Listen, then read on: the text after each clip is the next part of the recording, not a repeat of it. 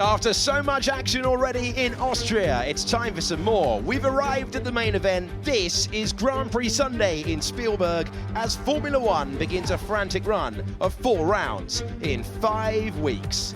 It is the continuation of the Formula One World Championship in 2023. Verstappen versus Leclerc resumes in under 5 minutes' time.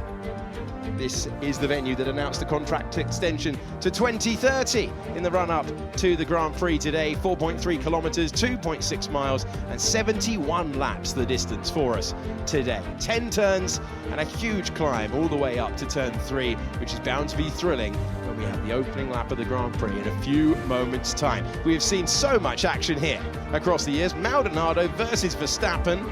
It was spicy stuff down to turn 1. He was able, the Venezuelan driver, able to get past. And this was Magnussen offering a defence against absolutely everyone back in turn 3 last year. And try as they might, he got his elbows out to defend.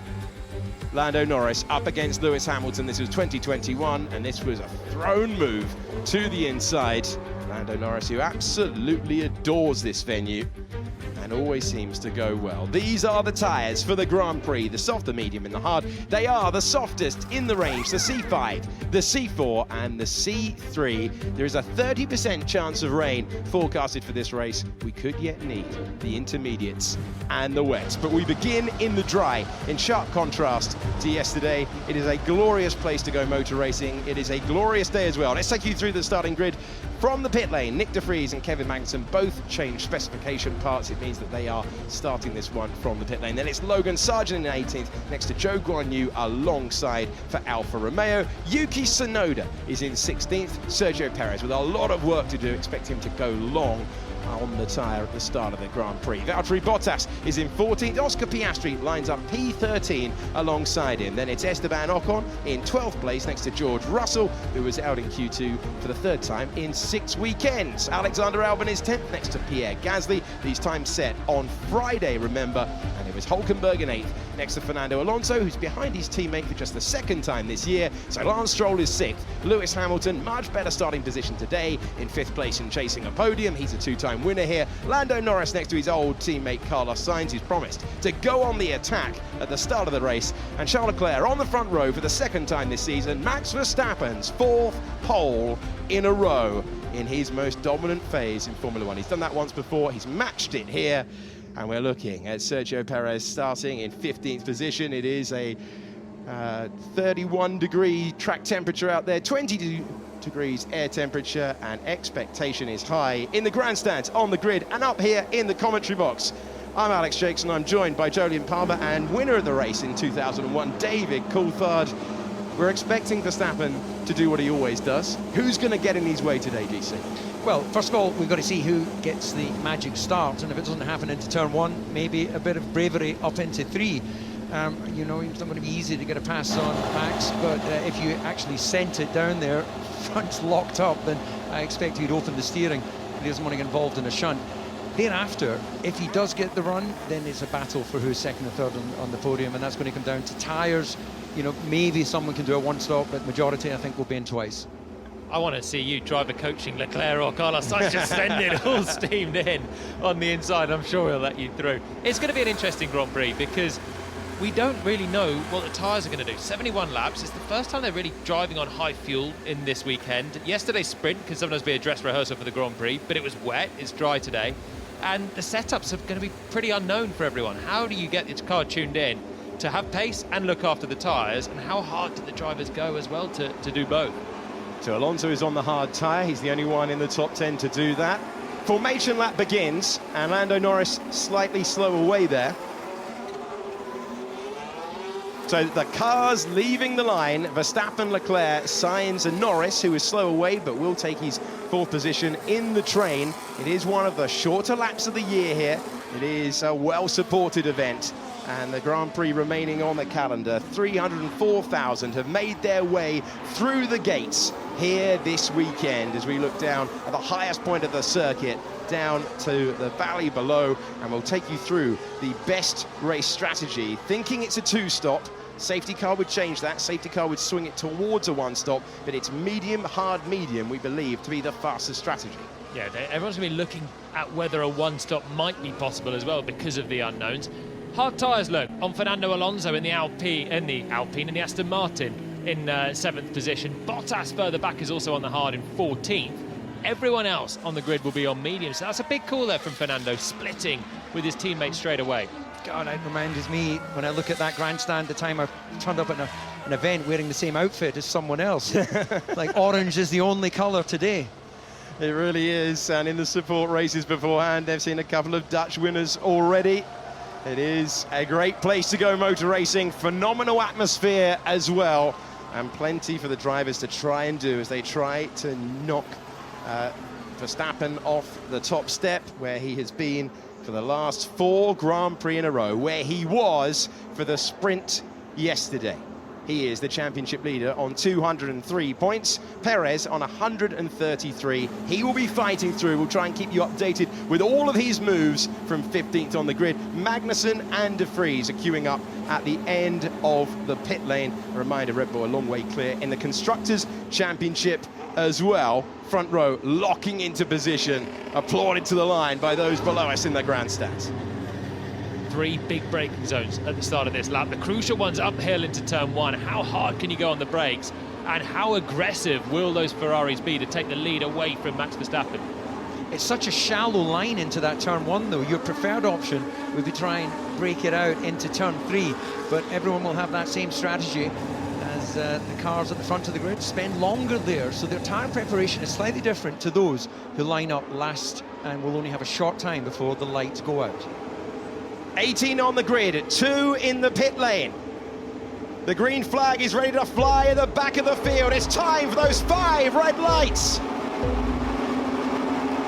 And the Austrian Grand Prix is go! Cutting across to maintain the lead is Max Verstappen. Charles Leclerc got a good launch, couldn't do much with it. He'll have an opportunity as we climb the hill, though. Closer contact between the Aston Martin and the McLaren. There was the McLaren of Lando Norris who was able to get there. Upper position went Fernando Alonso. Down went Lance Stroll, and he's fallen behind the house as well. But look to the race lead. Look to Charles Leclerc trying to power around the outside. He's shown a defensive shape. Yellow flag is out in the 3rd sector. Max Verstappen maintains the lead. It is Verstappen, Leclerc and Sainz. Yeah, only change to that first 5 on the grid is Hamilton getting in front of Lando Norris. Another difficult first lap as Charles Leclerc tries around the outside. He's aggressive.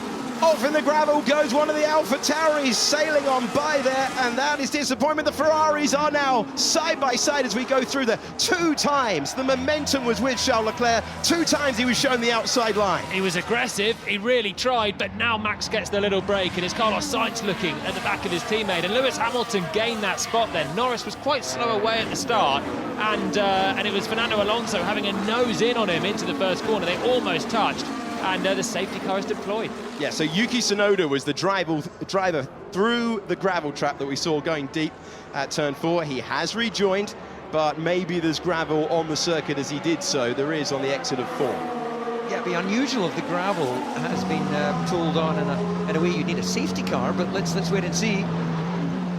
Damage reported by the Japanese driver. Gives Charles Leclerc another chance again. He was promising to be aggressive, and he was. Good repelling action from Max Verstappen out front. So Norris lost the place. Alonso gaining 1, Hülkenberg gaining 1, Stroll losing 2. We're behind the safety car as the Faenza base team from Italy welcome in their Japanese driver, car 22. Yeah, not a good start. We've got Red Bull own teams topping and tailing the grid. By the time he heads back out, you can see the damage on that front wing. So a little bit longer pit stop procedure, but we've got to try and see. Okay, so there is the reason for the safety car. Safety car might be some debris at turn 1. Might be debris at turn 1. So Tsunoda's had a touch with someone at the first corner, maybe lost a bit of front downforce, and that's why he skated on the tricky downhill turn 4 braking zone. Teams love it when you make a mistake on top of a mistake, so he might be having a stern talking to if he did actually have damage to that front wing. You would expect to feel that under braking as you go through turn 3.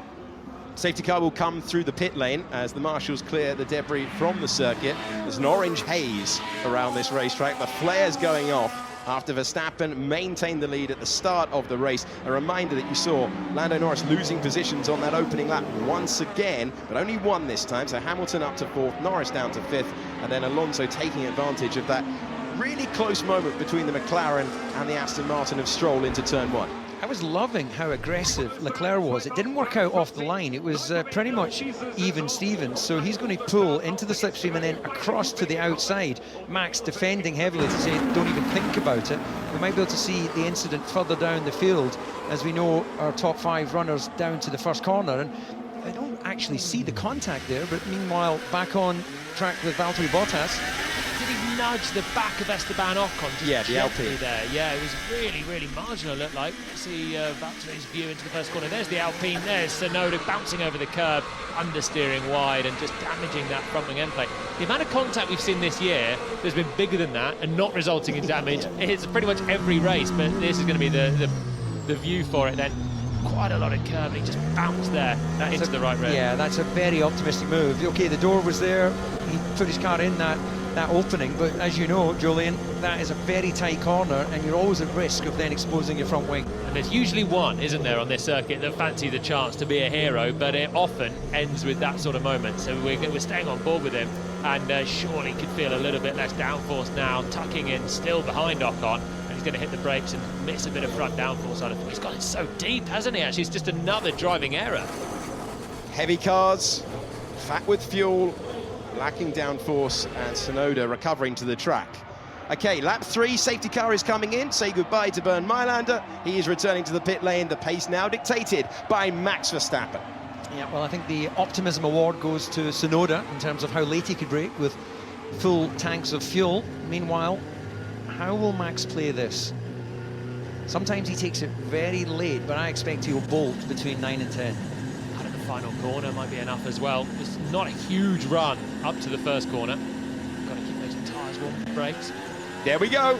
Max Verstappen, foot to the floor, back to the green flag. And it is flying around the circuit named. The team in the lead at the moment. Can Verstappen stay with him as they try to generate the tyre temperature? We go across the line. We go on to lap 4 of 71. And Verstappen looking for the sort of restart that he had in Canada, where he left the field behind. Charles Leclerc is going to try and stay with him as well as they make their way through the first turn. Looked like a good reaction time for Lando Norris, who's going to be close with Lewis Hamilton climbing the hill. What sort of straight line speed has that McLaren got? Verstappen in control at the front of the field. No one able to shape for a move in the top 5. Different story further back though. That's Pierre Gasly in the blue Alpine looking for a way past Lance Stroll. An update on Sergio Perez. He gained 2 places from where he started the Grand Prix in 15th. Yeah, he thought about it there into 3 as well, but decided to err on the side of caution. And just coming back to what you said there, Alex, this is really going to be telling what the straight line speed is like on that McLaren with these upgrades, because as we go to Silverstone next week, that's like the ultimate test of downforce and efficiency. And McLaren are really desperate to try and score good points here today, because they expect to be on the back foot compared to here, Silverstone, in 1 week's time. The stewards have had a look at lap 1, turn 1. They've decided there's no further investigation required.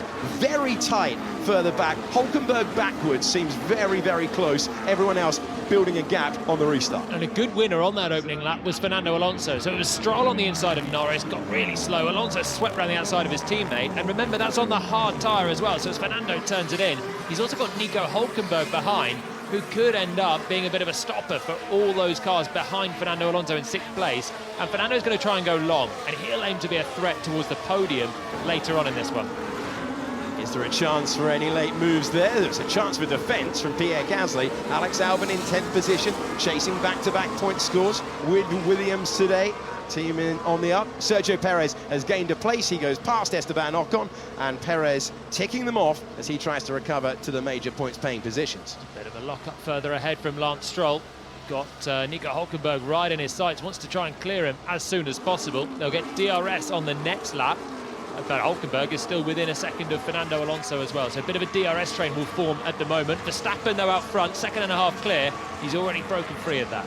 When you mentioned about Fernando Alonso looking to go long on those harder tyres, the reality is they've got so limited running from Friday that it's really just a sort of finger in the air, and it would be like, well, it should be able to go a bit further. As you see Sergio Perez coming from a long way back, and a very compliant Alpine there.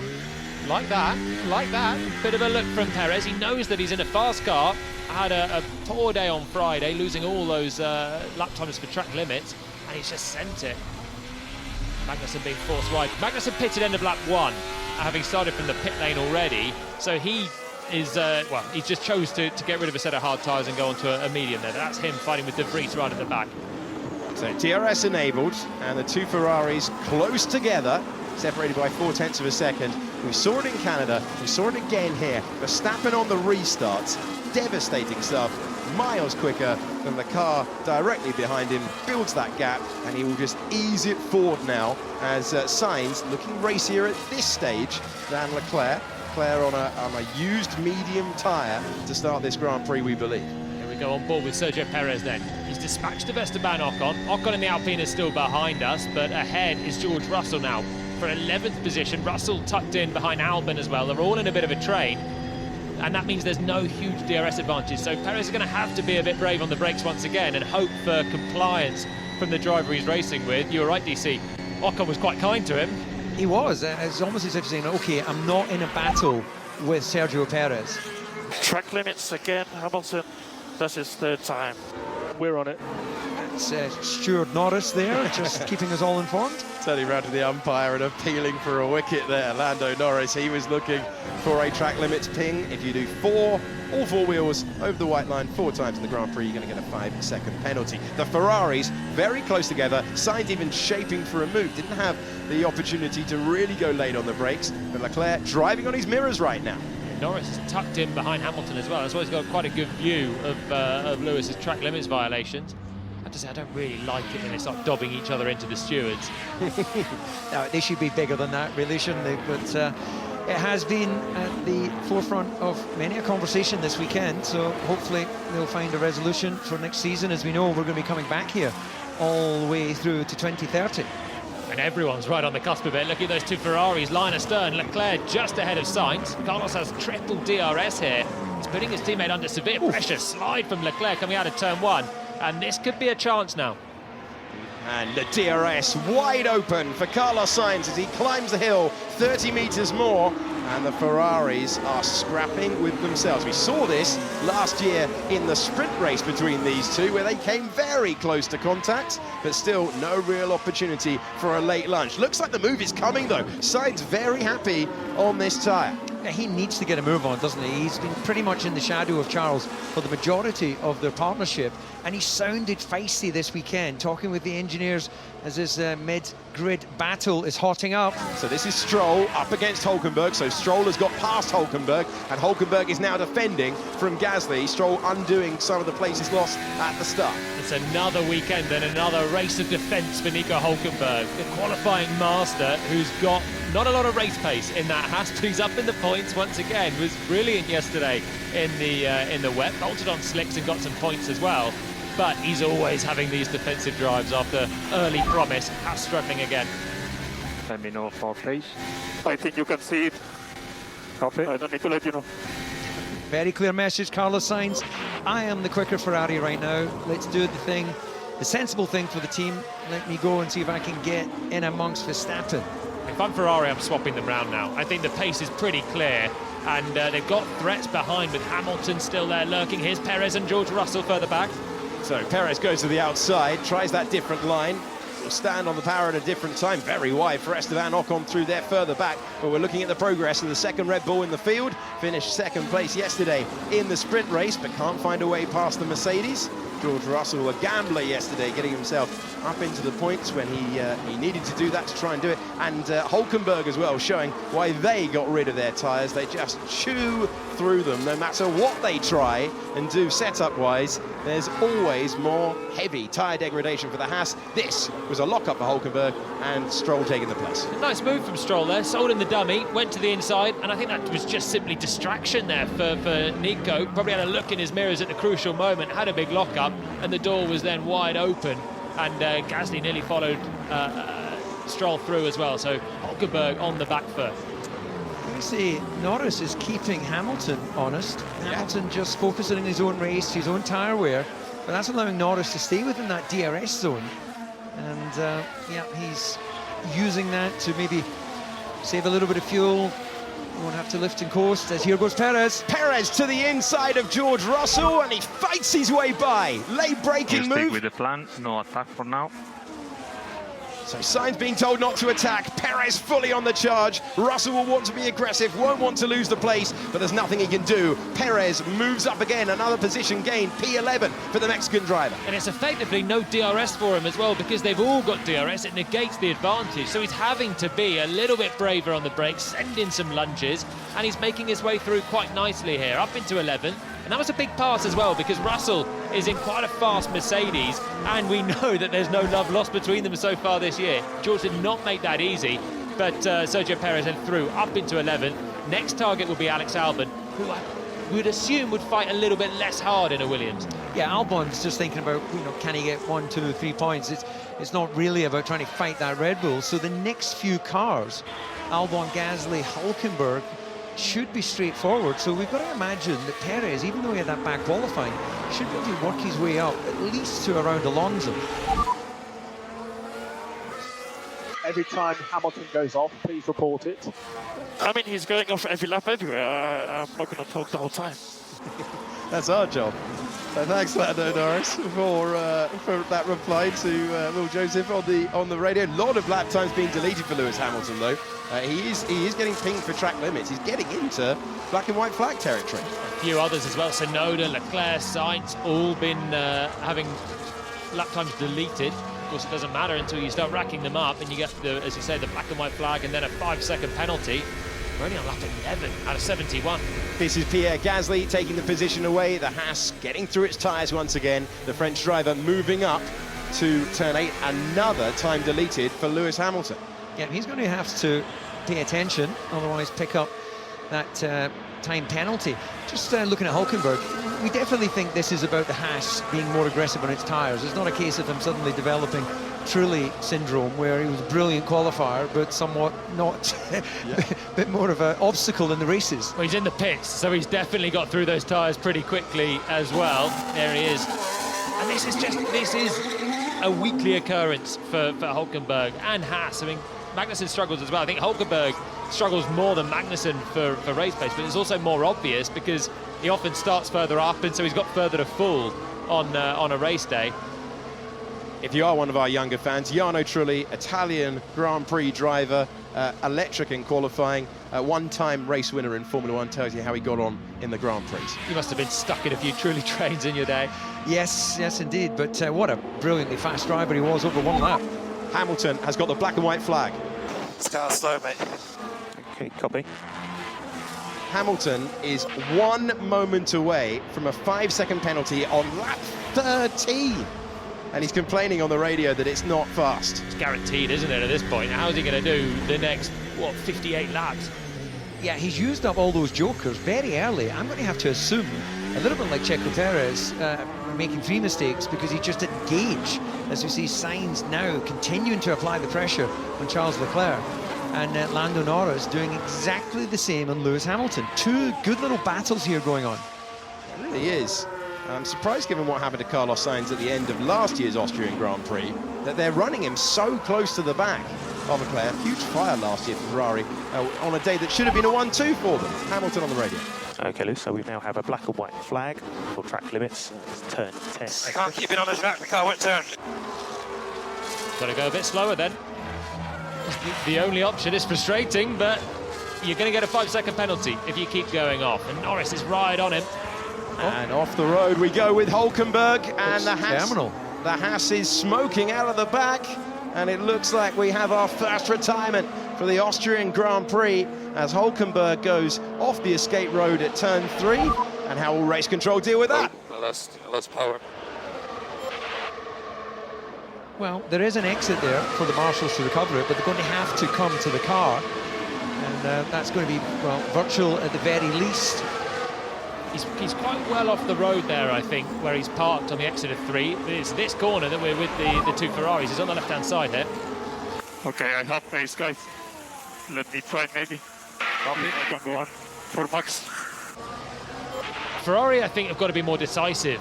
Leclerc is a second a lap slower than Verstappen, or nearly a second a lap slower than Verstappen. It's a short lap, and then there's 5 seconds between. Leclerc and Verstappen out front, and Sainz is just trailing his teammate like this. You can swap them, you can always swap them back, but at this time they're both just dropping out of contention. Yeah, I totally agree with you. This is a situation for the team to be a team, and they can work it out later. Which corner is it? Turn 10. Turn 10. Just have a look at those, because that's some of the calls. So, virtual safety car is out, and so are the teams in the pit lane. But the Ferrari drivers have gone past pit entry. How long is this virtual safety car going to be deployed? So that was crucial timing. In comes Hamilton, in comes Norris, and they'll get the benefit of pitting under the virtual safety car. Cue frustration for the Verstappen and the Red Bull and the two Ferraris at the point at which that virtual safety car was called. Yeah, absolutely, because they've both gone by pit entry. And that was tough because the car's been stationary for about 60 seconds, and then the virtual safety car is called at the worst possible time for Ferrari, just as they're coming past it. No time to react to it. And Hamilton was also smoking his way down to the pit lane speed limit, so that'll be really marginal as well for him. Yeah, so just to explain to our audience, that basically the point at which that's been called, there was no time for the Ferraris or the Red Bull to come into the pit lane. Now, the question is, could the stewards have made an earlier call? And how long will the virtual safety car be out for? At the moment, Verstappen's coming through turn 7, so he might even get a reprieve and be able to come in the next lap, and therefore they'll lose nothing. It's only if they go back to full racing speed now that it'll be a real detriment to the top 3. Black and white flag for Yuki Tsunoda to keep you updated. I'm hearing from the gallery that Ferrari did call the drivers in, just a few meters sent by, and this time they'll do the same thing. Virtual safety car is prolonged, and that detrimental effect will not go against Ferrari. They will have to double stack though, and watch how much of a gap we see left there by Sainz, who has to leave the gap for the double stacking pit stop. Both Ferraris in. Well, he's dropped back 2 seconds, hasn't he? Because as the virtual safety car was called, he was right on the tail of his teammate. That's not really impeded anyone behind. It's a slow stop for Leclerc, so it's going to be a slow stop for Sainz as well. There's the second Ferrari in. Alonso's headed into the pits as well, going to get rid of those hard tyres. Interesting, the Verstappen is going to have, we just need to keep an eye on the gap he has to the cars behind, and that I don't think he's going to have enough to get a free pit stop anyway. They've chosen to keep that track position. Virtual safety car is ending, and there's a big opportunity going through the McLaren there, past the Ferrari, Norris up, past Sainz. And Hamilton as well then, so Sainz had to wait for Leclerc, then had his own slow stop, and he'd given up place on the way in. Bottas in P9 has got a broken front wing. You can see the end plate there. As they climb the hill, we're racing very nearly 3 wide as we go to turn number 3. Bottas trying to keep Gasly behind, and the sole remaining Haas of Kevin Magnussen is in the mix as well. Great traction, K-Mag. He's on the charge. Bottas has got a slightly damaged car, and the Haas really scything its way through the field. Magnussen up to 9th, having started from the pit lane. And Gasly around the outside of Bottas as well. Brilliant racing there. This track really lends itself to that corner after corner after corner of big braking zones, and straight back into the next big braking zone. And Magnussen and Gasly both clearing Bottas, who must have run into one of them up at turn 1, I'd have thought, then to have that front wing end plate hanging off. Guys, come on, why we don't stay out? Come on. Sainz's frustration on the radio is becoming a weekly occurrence with his team. We're hearing it time and time and time again. 5-second penalty for Hamilton. Track limits, that's happened then, very early, 17 laps into the race. Here's Sainz trying to repair the damage. He goes to the inside of Lando Norris, but Lando Norris hangs it out there. They're both trying to chase down Hamilton in 4th place, who has that 5-second penalty so early in the race, saying the car wouldn't turn. Sainz gets ahead of the McLaren, and the Scarlet Ferrari will try and recover some positions. You do get the benefit of pitting under the virtual safety car. It decreases your lost time. It's about 9 seconds you lose instead of the 20, but Red Bull deciding to run their own race. They got 17 seconds over Leclerc P2. So technically Leclerc's the net race leader because both Red Bulls didn't come in. Leclerc has made a pit stop, although onto the medium tyre again, so he will have to make another from there. He's on fresher tyres than Verstappen now, so we'll see if he can just stop the drop back that he had in that first stint. Yeah, so technically Perez is probably the biggest beneficiary of staying out there. Verstappen, as you mentioned, Julian, will come out behind Leclerc if he was to pit now. George Russell Attempting a move on the Alpha, as there's a battle going on ahead of them. Yeah. So Gasly getting past Magnussen, Russell getting past Bottas, and I can tell you where Albon got past Bottas on that lap as well. That is the Alpine being sent into the path of Logan Sargent. You mentioned it earlier on, Sainz being disappointed with his team. It is kind of a weekly occurrence, isn't it? He's always questioning the strategy.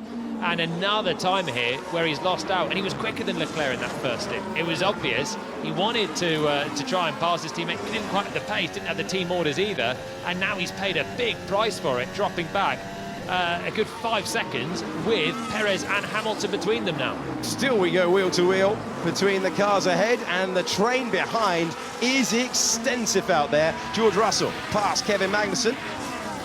5-second penalty for Sonoda as well for track limits, and we're so early on, not even 20 laps in.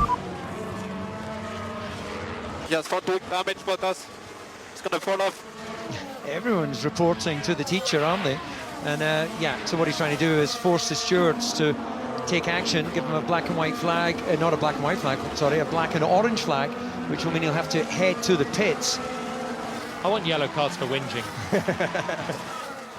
Rules request across the line. Okay, Magnussen being chased by Albon, being chased by Ocon. Damage on the front wing of Valtteri Bottas. Lance Stroll, Oscar Piastri at the back of this train. That's all the cars that have just roared through turn one. Side by side, we go on board with Carlos Sainz, who's got Lewis Hamilton really squeezing him tight to the right-hand side at the white line there. And Sainz was brave. He kept his foot in, and he takes the place. Sainz fights by as he tries to get past Perez next of all. Fresher tyres for the Ferrari, old tyres for the Red Bull. He's a man on the move today, isn't he? Such pace, Carlos Sainz. And that was a good move from him on Hamilton. They were papers width apart from touching on the straight. So close.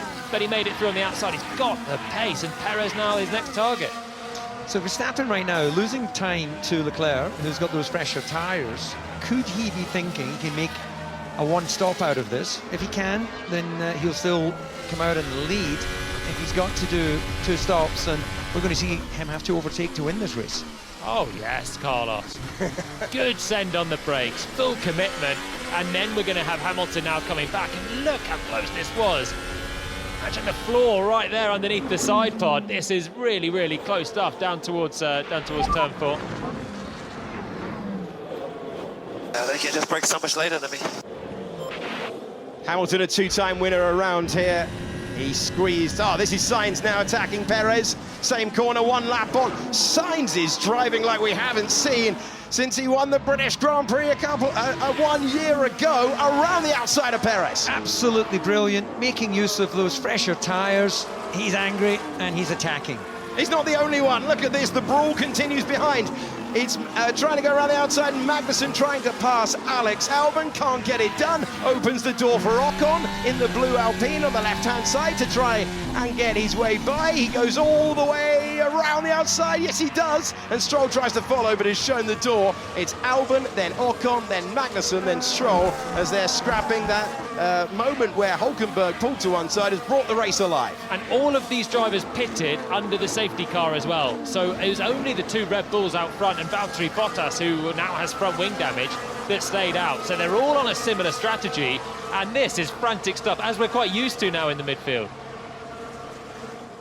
Okay, it is a 15-second gap out front with 20 seconds your pit lost time. So Charles Leclerc has the track position, doesn't have the track position, but has the net race lead. Verstappen has to switch, but he extends the stint further on lap 21 of 71.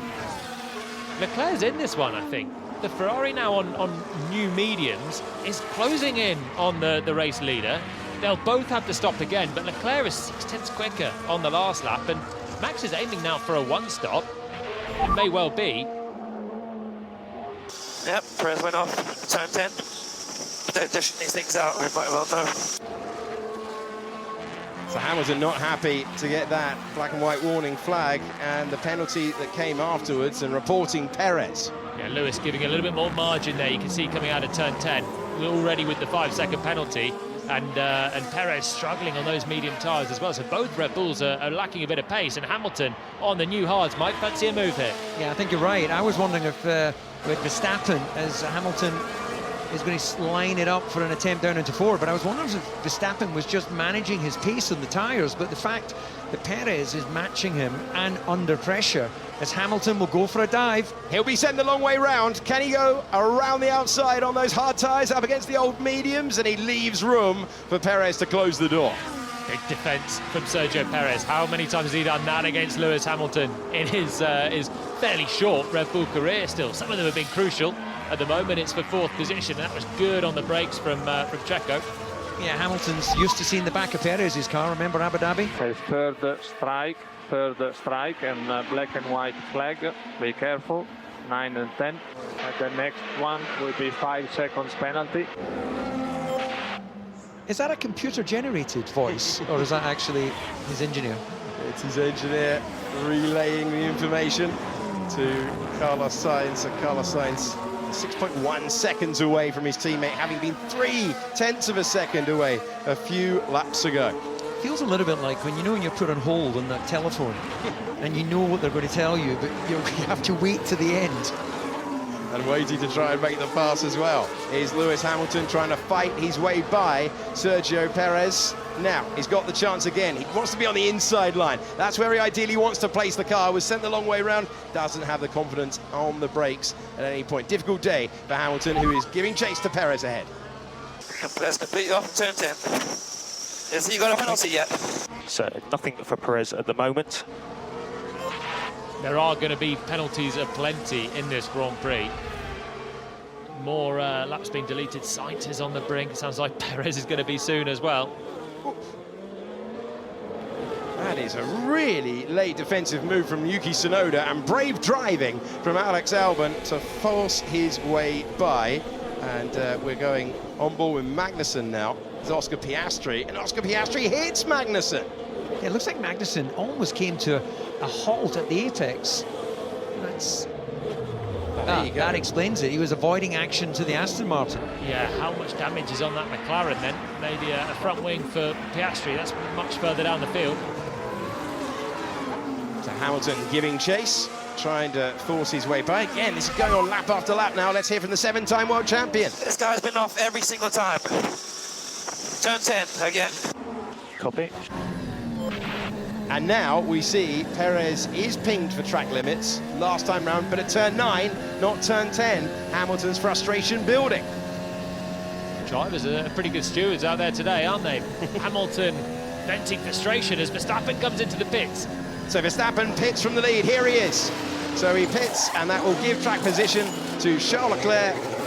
Medium tyres replaced by hard tyres for the one-time race leader, chasing another win around this circuit today. 2.3 second stop. I think that's to try and cover off Carlos Sainz. Here's the second Ferrari then. Leclerc's gone through to the race lead. Sainz at full racing speed. Verstappen allowed the shorter line, and this will be close up to 3. I think the Ferrari's going to get him, and he does. It's a Ferrari 1-2. Leclerc and Sainz, who pitted under the virtual safety car, have got track position over Verstappen, who's got brand new hard tyres though. Esteban Ocon's been given a penalty for an unsafe release, and Sainz, who's looked the quicker of the two Ferraris today on merit, about to go wheel to wheel with Verstappen, who is in the strange position of having now to fight his way back through, and he's had this extraordinary run leading every single lap consecutively in the last few Grand Prix. He's got cars ahead now. Red Bull's strategy has been so strong for so many years, but I'm surprised they didn't pit him on that virtual safety car. That's what the option that pretty much everyone else in the field took, apart from Valtteri Bottas, and both Red Bulls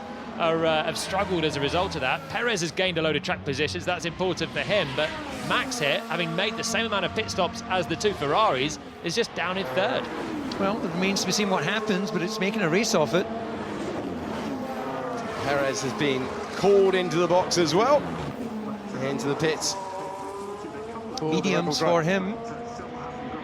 Defence already required for Carlos Sainz, who is trying to keep Verstappen behind. Verstappen's time consecutively in the lead of a Grand Prix has come to a close. Perez hits his marks, can with DRS. Max Verstappen get past his old teammate. The Ferrari driver hugs the inside line. Sainz defends, and Verstappen is on the warpath here. It's a harder compounded tyre, but there's more grip, and there's going to be no contest. He's got DRS again, and he's got P2 in the race. Will Sainz fight back there in the slipstream? Surely nothing he can do as Max moves towards the racing line, opens it up and can accelerate his way up towards Charles Leclerc in the race lead.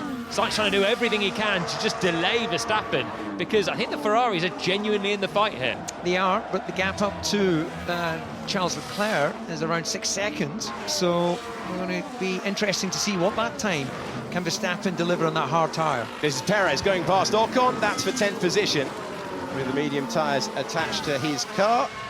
So Perez going in a different direction. How quickly can Verstappen catch our race leader, Charles Leclerc? Fastest lap of the Grand Prix as he tries to do so for the World Championship leader. Yeah, only a second quicker than Charles Leclerc. So the answer to your question is he will catch him extremely quickly. Of course, there'll be a drop-off in the peak performance of that tyre, but it looks like he's still got a sizable advantage. Leclerc's tyres are 11 laps old. They are brand new, 2 laps old for Max Verstappen. Are we getting a hint of the Red Bull truly unleashed under the capability of a 2-time world champion's driving? Well, they're on the fresher tyres, and on the mediums they were genuinely struggling there with their degradation. The deg is higher today than I think anyone expected, as Perez on the fresher tyres is going to make a routine pass on Alex Albon, who's running nicely in the top 10 still, and 10th place now in the Williams. The degradation's higher, everyone's now looking at a 2-stop, and Leclerc leads and will presumably be in a little bit earlier for his second stop as well. On board with Lando Norris, who still has Lewis Hamilton ahead of him, but Hamilton, who has been complaining about the handling of his Mercedes so far in this Grand Prix. And Norris trying to get himself up to 4th position, trying to score good points. McLaren, no, this is a big opportunity for them today, and they're trying to take advantage of it. They've had some good qualifying days, but they've not been able to take advantage of it. If Norris finishes where he is, be his best of the year. If he improves, be a superb return for the team with that upgraded car only for Norris at the moment. There's a big chance for him today, because the pace of the car in race trim looks way more competitive than we've seen it so far, and Hamilton's wide. Hamilton's wide to give Norris the chance. Norris will have the velocity now with the rear wing open with the DRS. Hamilton and Norris have battled at this track before, and he's just sailing on by. Lando Norris takes the place, takes 4th place. Not only did he get the pass done, he swept across the front of Hamilton, say, don't even think about it. Hamilton's racing instincts trying to fight back against Lando Norris, but no route through. That is a McLaren passing a Mercedes on merit. And if you consider where McLaren started the year, hugely encouraging for the team based in Woking in the UK. And hang about, because he's only 5 seconds back from Sainz, lapping very, very quickly, and Sainz is under investigation for track limits. He's had the warning already. Norris is over track limits there, coming out of the final corner. And it's a 5-second time penalty for Carlos Sainz. Lando Norris, surely his lap of the season, as we see Joe getting through on the inside. That was past Kevin Magnussen. And they'll pit again, so if Norris can close within the 5 seconds of Sainz, he'll gain track position for a podium here for McLaren. So Sainz has been absolutely rapid out there, but he's gone over the white line with all 4 wheels. On 4 occasions, he was warned by his engineer. He couldn't keep it within the legal bounds of the circuit, and 5 seconds added on when he comes in, and that is real disappointment for the driver, chasing his first podium of the season today. Charles Leclerc still the race leader, and the gap between the two of them still absolutely devastatingly in Verstappen's favour. Last time around, a 1:10.0 for Leclerc. It was a 1:09.2 for Verstappen, who is hauling in the man who beat him to victory here 1 year ago. Yeah, the Mercedes of Russell running around last time around was a 10.6 versus 9.3 from Perez, so I don't think he'll be able to do much. And probably the smart thing is not to lose time trying to defend against Perez and see if he can pull him along onto the back of Gasly. Perez is running similar lap times to Verstappen out front as well, or in second place in the lead battle. And if he can dispatch Russell quite quickly, he'll haul himself back into potentially a podium fight as well. Has a little sniff to the inside of the Mercedes into turn 1. He'll get DRS again on the exit, and with his pace advantage, this should be a fairly easy pass. So this is for 8th position for Sergio Perez. That's the Mercedes on the left-hand side, but not for much longer. And through goes Perez to P8 in the Grand Prix. The man who finished second in the sprint yesterday started 15th on the grid today, and he's picking his way back through, having stayed out and not pitted under the virtual safety car earlier on. And he will be hoping for an opportunity to fight all the way through, maybe get himself back in the mix in the major points. Yuki Tsunoda's under investigation for failing to serve his penalty correctly, which we've seen a couple of times this year. That's a penalty on top of a penalty potentially incoming. Here's Carlos Sainz and the moment where he got 5 seconds. Is that it? Surely it's the next corner. Let's have a look trackside. I think it was. It's harsh, isn't it? We spoke about this every time we've been in the commentary box. It's the rules, the white line doesn't move, but we need to find a solution because this is marginal.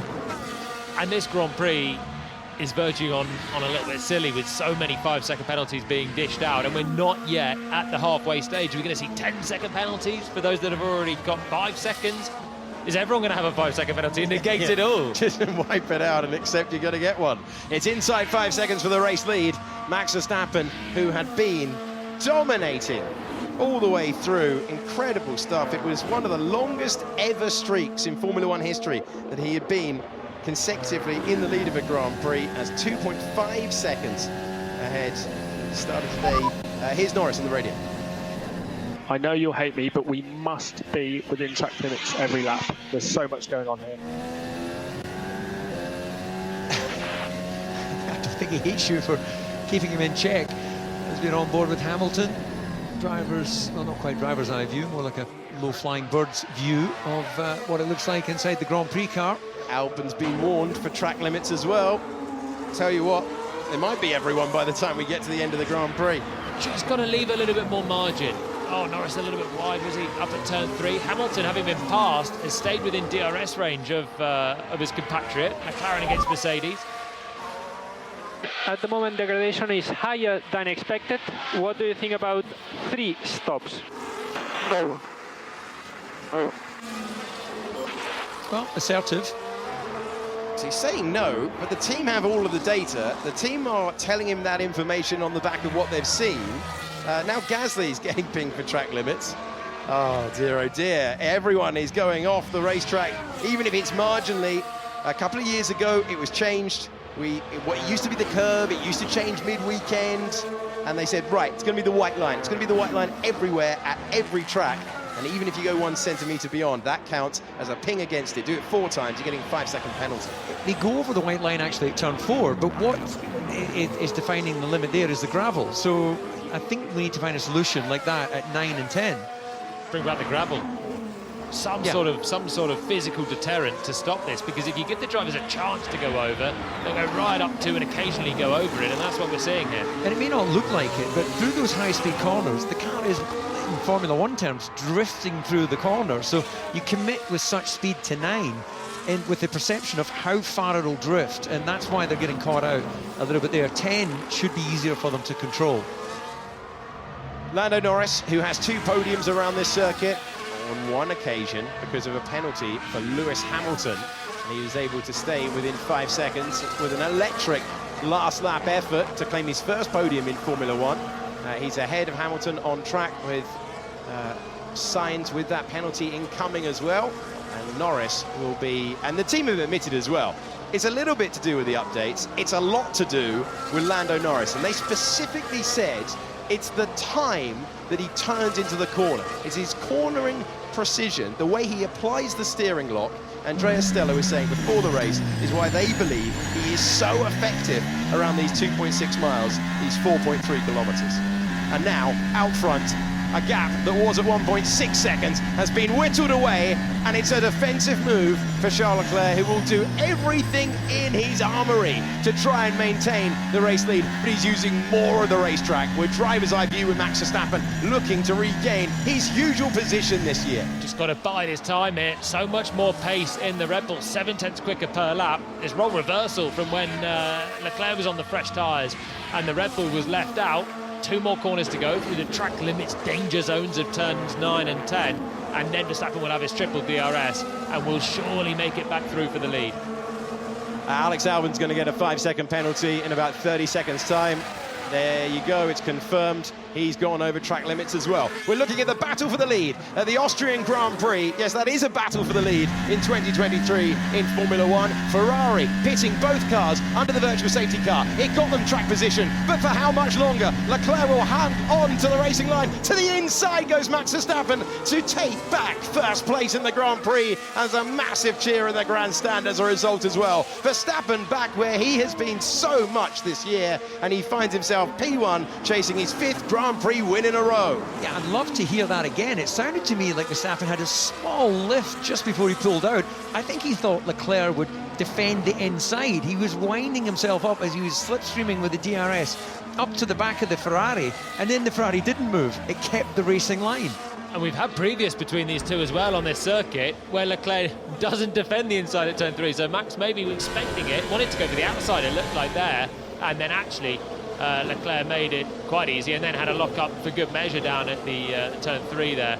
Tyres just giving up, and the Red Bull can go whichever way he liked for the move. 2 passes at turn 3 on that lap. Sergio Perez now up to 7th position, and this is further back in the order. Kevin Magnussen going the long way round and being sent into the gravel. The Prix just completely pushed me off again. What the? These two are not getting along well at the moment. After contacting Canada, more acrimony in Austria. In fairness, it did look like De Vries was opening the steering there. Jolene, how would you feel if you were outside? It's a tough one, but I do think that De Vries will be in trouble for that. I think there was a point where Magnussen got himself ahead just at the apex or even after it and was forced to the gravel. And they've already had that moment once at turn 4, which was investigated and cleared. I think De Vries may well get a bit of trouble. That was a bit like Tsunoda and Zhou in Barcelona. It seems innocuous, but it was enough to get a penalty then. And just putting our listeners in the cockpit, you are aware, you're very aware when someone's alongside you. Even if they're just slightly out of your vision, you can sense and hear the other car. So there's no question that De Vries, despite looking to the apex, which is obviously on his left-hand side, would know that he had a car on his outside. Yeah, you feel it there, you know it's there. You could probably even see it there when Magnussen was that far along the outside, but you also just want to keep the speed up. You don't want to be done around the outside at turn 6. He's then got the inside for 7 if he can just stay side by side, but it was too much, and K-Mag found the gravel there, nowhere to go. And De Vries would have probably seen that in his mirror, seen that he has his arm, and thought, oh, maybe that was a bit far. And Verstappen has disappeared. He is so much faster than Leclerc at this stage. 12-lap-old hard tyres, playing 21-lap-old mediums, but even so, devastating pace for the Red Bull out front. The Aston Martin coming to the pits as Stroll peels off this battle.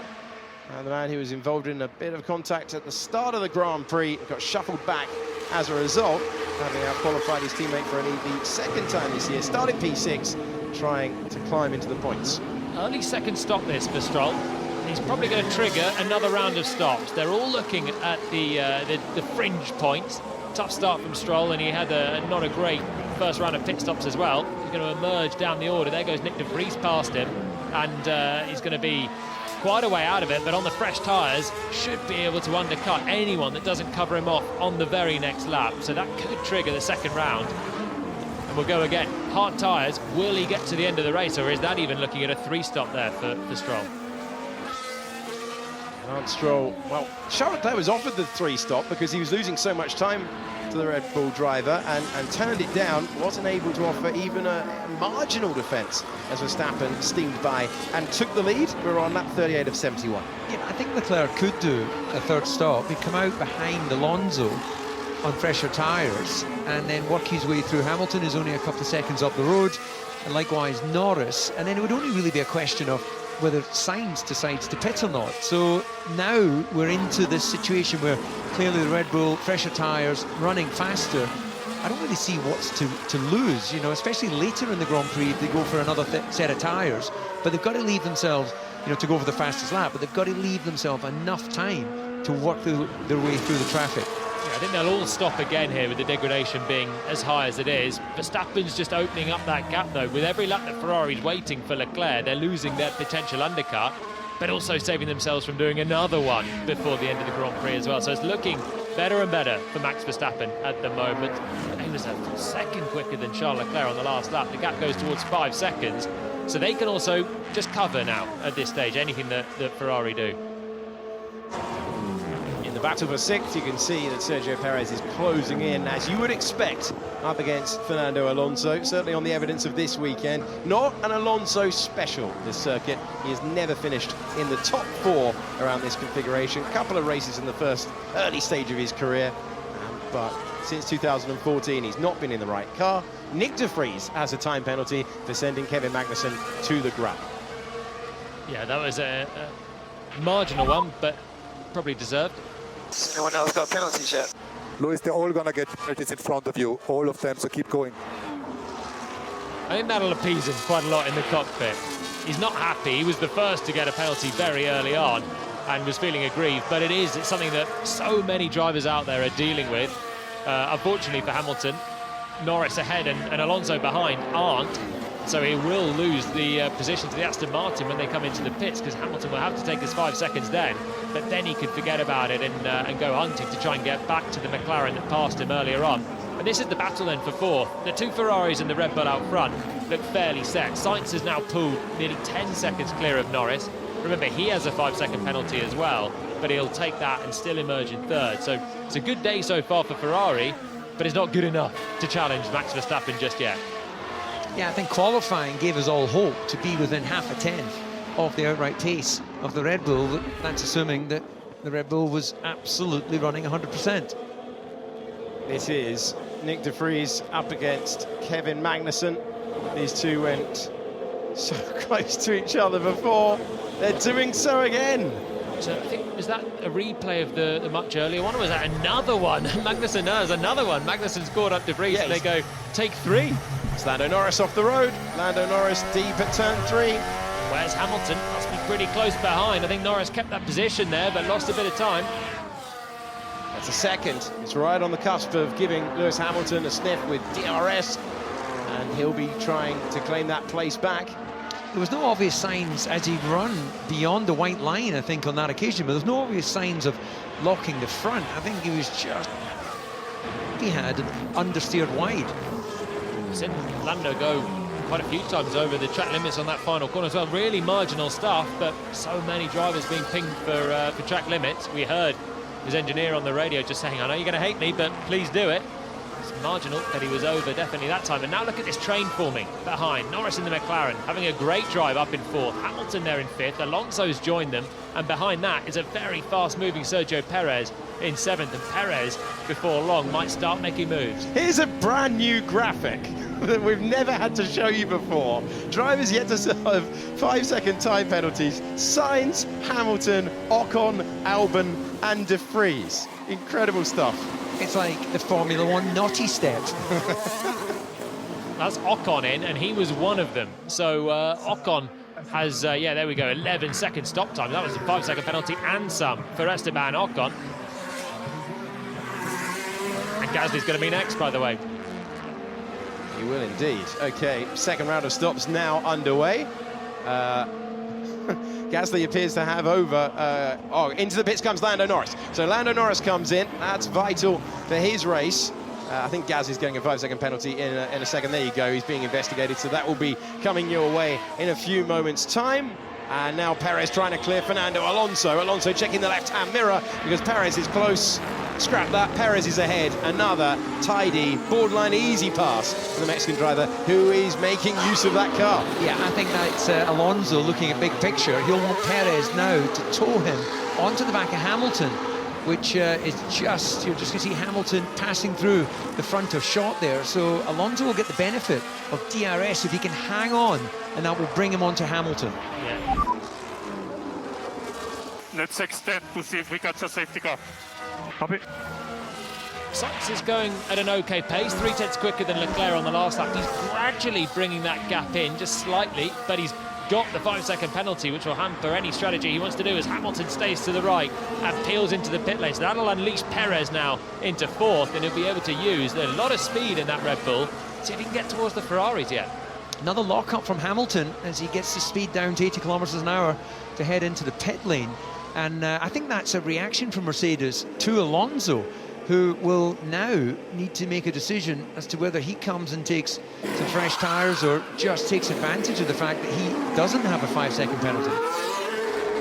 An unprecedented amount of track limits penalties being handed out in this Grand Prix, and the drivers weren't happy on qualifying day. It's going to be fascinating to see what we have in the way of 10 interviews after this one, and in the way of driver reaction when so many penalties are being dished out. Out front, Max Verstappen's run in the lead of a race. It was the third longest run in the lead of a race that we had earlier, but then he had to pass both Ferraris. He did so, and he's built a 10-second lead on that hard tyre. We're on board with Lando Norris now, who's made his stop. He's trying to chase down Pierre Gasly. 1.7 seconds, made that 1.5 seconds between the British driver and the French driver ahead. So Verstappen's looking good out front. Leclerc in second is looking pretty good as well, because his teammate, who's 4 seconds back, has a 5-second penalty and will drop further back once they've done their next round of stops. And that'll put him down towards Sergio Perez, who's on a charge in the second Red Bull. So Perez is in this fight now, I think, with Sainz later on for that final podium place. Yeah, that's a good call, and I think that not much that Sainz will be able to do against that Red Bull, just looking at how they're deploying their lap time. Nearly a second a lap quicker, Perez, on the last lap, 9/10 quicker, and he's been on that the medium tyre for a long time as well now. So McLaren and Alpine have been battling each other in the Constructors' Championship in recent years, and Lando Norris is now up to 6th position with those fresh tyres, and he manages to make light work of Pierre Gasly. P6 for Lando Norris, taking that place at turn 3 and looking to chase on and looking to try and get himself in the mix, but of course Perez is the problem there, as Jolien was describing a few moments ago. It's lap 45 of 71. It is a Max Verstappen lead of 11 seconds, and Bottas did not know which way to go. Thought about the left, then went to the right, got the move done on Fernando Alonso, and that was Alonso refusing to give the place up. This continued on down the hill. Bottas, who's been on the podium here. Alonso's headed to the pit after this little track action with Bottas. How were they fighting? Yeah. It's describing the move and then thinking, right, Alonso, they're separated down there, and they were very odd. Bottas has now stopped. Unlapping himself, I guess. Bottas has stopped recently. He's 3 laps old on the tyres, so he's checking the mirrors. Are we about to see these two resumed in battle? Odd one. I think it must have been unlapping for Bottas, who was a lap down in 18 and just came across Fernando Alonso on much better tyres. And it's always a difficult one. You're a lap down, but you're thinking, can I just sit here behind the faster car, or theoretically faster car on used tyres? So gave it a go. In comes the Ferrari. Carlos Sainz. Carlos Sainz makes his way in, it is. And the driver comes in from 3rd position. One-time Grand Prix winner hits his marks. Perfectly in his marks, waits to serve his 5-second penalty, and then the mechanics will go to work. Hard tyres attached. The screech from the Pirelli rubber as he rejoins the fast lane of the pit lane. And there is Lando Norris at the top of your picture, gaining, and gaining still as he goes past in the braking zone, or does he? He's got more momentum, and through goes Norris, but it's track position for now, but Sainz very much in the wheel tracks. Well, that's your net 3rd position then. Norris with a big undercut. Ferrari waited and waited to pit Sainz, and they waited 1 lap too long. Norris is flying out there on fresh tyres. He's a 1.5 seconds quicker than the lap Sainz was doing and the lap that Leclerc is doing, and that is why he's come from nowhere with Sainz's 5-second penalty and jumped him. Yeah, but Sainz with DRS and fresher tyres, will Norris be able to do anything? Brave round the outside, does Norris give him space? Norris did give him space. They're still side by side. The Ferrari inches ahead. These two get on very well, and you could tell that with the way that they were racing. The Ferrari lost the place out of the pits, reclaimed it. 4th position for Sainz. Fair stuff from the former teammates. You wince as you see someone trying to hold it on the inside there. The amount of times we've had contact down at turn 4 has been so many in recent years, but Sainz had the space and makes it back through. Charles information, we are looking at a threat end of race. We need to try to extend this stint. So it sounds like they've given up really with Sainz then. Sainz was 4 seconds back from Leclerc, plus a 5-second penalty. So we'll be a good towards 10 seconds down on Leclerc. And Ferrari now thinking, can we even hold on to second then with Perez's pace today? On board with Lando Norris as he chases down the Ferrari. Kevin Magnussen has got the black and white flag for track limits in a race where we've seen so many penalties of 5 seconds for going off the racetrack 4 times. A lot of that happening at turn 9 and 10. Well, Ferrari now having to react with Charles Leclerc, not able to take it that much longer. Yeah, sometimes those radio messages are slightly delayed, but if they were trying to extend the stint, they didn't get very far. The problem is he was losing so much pace, with 1.5 seconds to the Red Bulls before he pitted, so you've got to just cut your losses at that point, put on some new rubber, go quickly, and see what the consequences are at the end of the Grand Prix. Yeah, for anyone tuning into Formula One for the first time, if you'd only seen the previous pit stops, you might think that Ferrari have just had superpowers at a 2.5-second stop. It's just that Charles Leclerc's managed not to get a 5-second penalty for exceeding track limits. And he is chasing another podium. Leclerc 7th in the point standings coming into today's race. Only once on the rostrum all year long. Ferrari are wary of that mighty pace from Sergio Perez. We've already seen one Red Bull earlier in the year go from 15th to 2nd. That was Max Verstappen in Jeddah. Look, Norris is staying with Sainz then. After Sainz pulled off that move, the two were so close down at turn 4 here. And Norris is just staying in the wheel tracks of the Ferrari ahead. The DRS is pretty powerful. 3 times you get it in the first half of the lap, and it can just propel you to the back of the car ahead. When you drop back, you lose that advantage on the straight line, and then you can disappear pretty quickly. Lando 9/10 back from the Ferrari. This is just helping him to stay clearer from Alonso and Hamilton. Alonso's ahead of Hamilton now after Lewis took his penalty, and they're going to be trying to charge back towards the back of the McLaren at the end of the race. But for as long as Norris can stay within a second of the Ferrari, again picks up the DRS here, 8/10 back. This is really, really helping his lap times. It is indeed quite interesting as well to do the relative comparison between the two cars. It looks like Lando Norris is always over the front tyre, a little bit of understeer into turn 3, which we're about to approach. So it looks like that's their Achilles heel, is him getting the car rotated here and off of turn 3. Better on this occasion, but the car definitely looks competitive with the Ferrari in the medium and high-speed turns. Yeah, he's just done the fastest lap of the race, actually, Lando, in the DRS range of Sainz, and he did well to stay that close through the high speed because he was 9/10 back, 2 fast corners to go where you'd normally lose a bit of time, but managed to haul him back in, actually. Verstappen completing his stop in once again in the Grand Prix, having had to pass the Ferraris a few laps ago, and a 2.4-second stop for the world champion team and the world champion driver, being cheered round by hundreds of thousands of his fans today. And after track limits was a problem for him in the qualifying configuration on Friday, he's not on our timing page as under threat there, and has the margin, maintains the lead, having come out fresh medium tyres to send him on his way to the end of the Grand Prix. And he laps the Williams there of Logan Sargent.